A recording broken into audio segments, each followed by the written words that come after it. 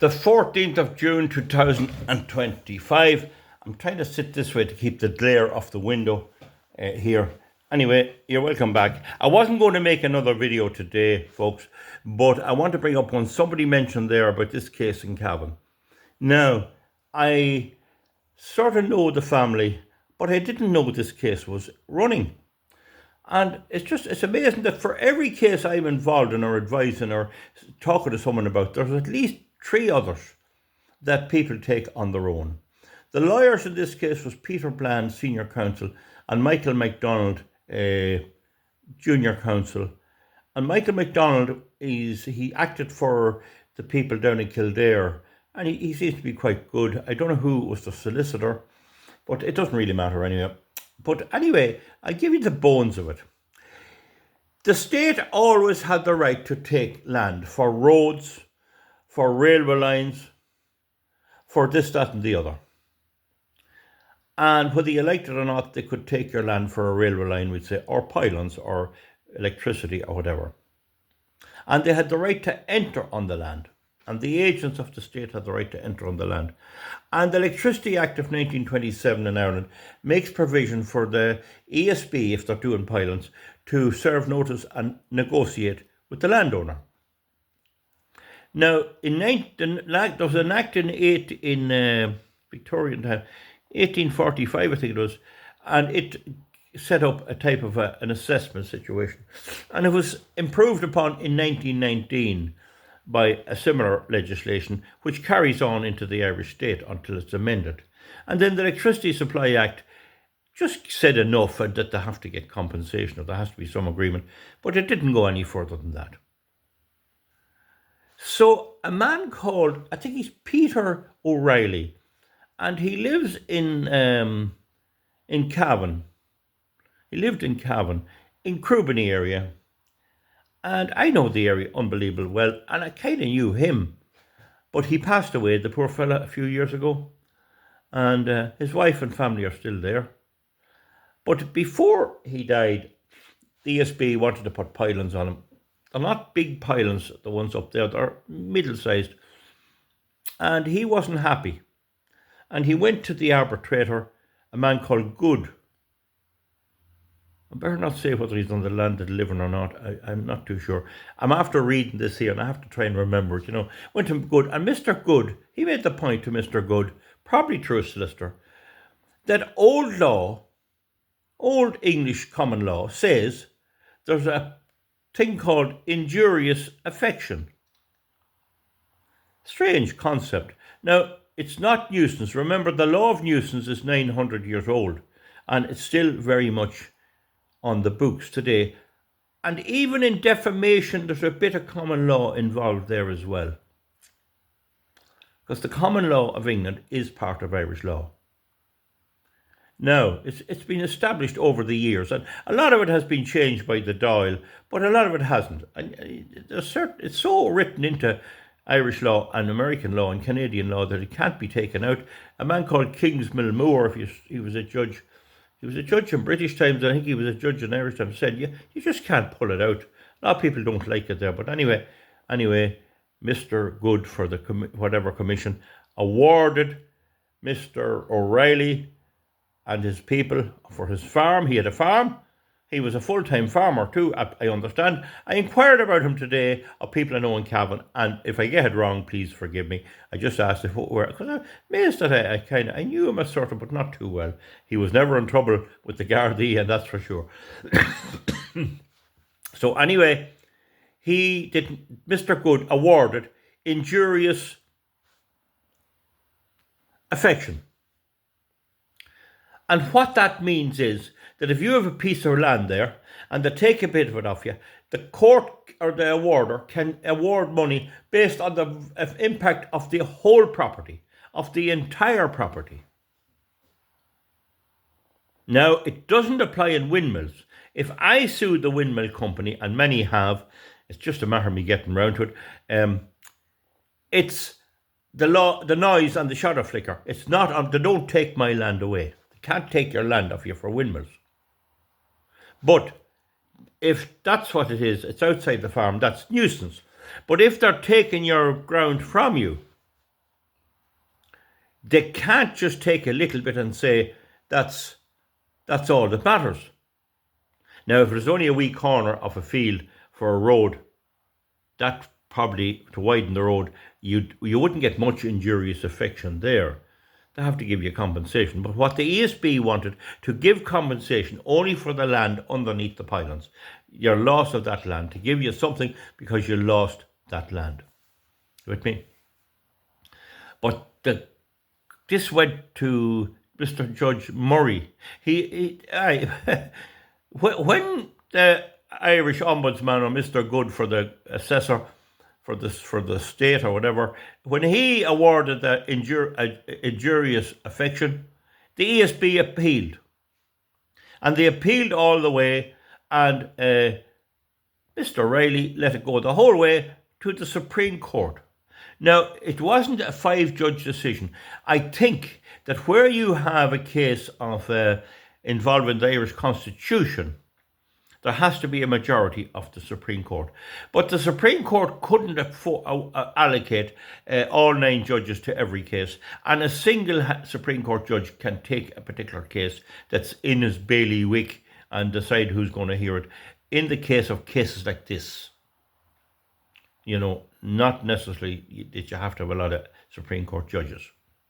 It wasn't really a constitutional case. It was a case of property rights and the interpretation of old law. So anyway, the ESB didn't like the idea, but the judge has said that the idea of injurious affection, I have to say, I thought I knew it all. I never saw it in any book, but the law of injurious affection applies. There's nothing in the 1845 Act taking it out. There's nothing in the 1919 Act taken out. There's nothing in the Electricity Act of 1927 removing it. And they couldn't have taken away people's property without some compensation. And there's nothing in any of the legislation since removing it. Therefore, the court reasoned, well, if it's not taken out, it's still there. It's 39,500 he's been awarded. I don't know what the costs situation is. They probably decided it's a point of law important, because in a lot of these cases, if you lose, you'd pay a lot of costs. I don't exactly know what the situation is there. It will be published by the Supreme Court eventually, and we might have a look at it when that happens. But having explained it to all, the ESB wanted just to compensate for the bit of land under the pylons. But the court said, no, it's the impact on the entire property, injurious affection. And no doubt about it, if you have a farm there and they split it in the middle, put pylons up the middle of it, well, that does affect its property value. And depreciation of land value comes into it. So now this is a precedent. This can't be changed. The Supreme Court is the top court in Ireland. It's not European law. It's settled. What the judge again said was, no one ever took this law out. It's not taken away. It's not repealed. That's the law. Injurious affection. There you are. Now, this means now that anyone who has pylons on the land can go under this and clean them out. And one thing we need to do, we need to leave the ESB and ESB network that they are broke, because they are rascals. They care nothing. And they have this infatuation with generating more electricity and more electricity. Many people say to me, I remember one man was doing a job for me with a tractor, and I sat up with him to hear the news. And he says, can you tell me one thing? He just wanted to know what I thought. Why are they always making more electricity? More and more and more and more and more and more. And every time you open the financial press or the RTE News or the Irish paper, some lad is coming up with some scheme to make more and more. Whether it's from windmills, whether it's from solar panels, now they're putting in LBGPQ. No, I'm sorry there. Liquid natural gas terminals in Limerick. Now the ESB has come out and said we need is it the ESB? I think it is. We need nuclear power, or some genius has said that. More and more. More and more. And nobody's ever just, what are we going to do with it? They can't build factories and make stuff. And we see that this craze of making more electricity affects Germany. Now they can't build anything. They have nobody fit to build a car or anything.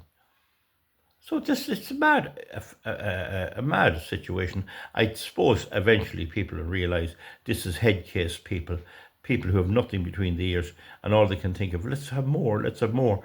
We can build more, and I can have a job, and I can run the office, building more and more and more and more electricity. And if the wind doesn't blow, sure, we'll build another coal-fired power station up the road. And that'll be more. And then, well, that's dirty now. Oh, we'll build gas. It's not as dirty. We'll build another one down there with gas, and that's more. And then they'll say, oh, gas and coal's a bit dirty. We'll put up a windmill, but when it doesn't blow, we'll use diesel oil, 56 lorry loads a day in Ireland to keep the lights on.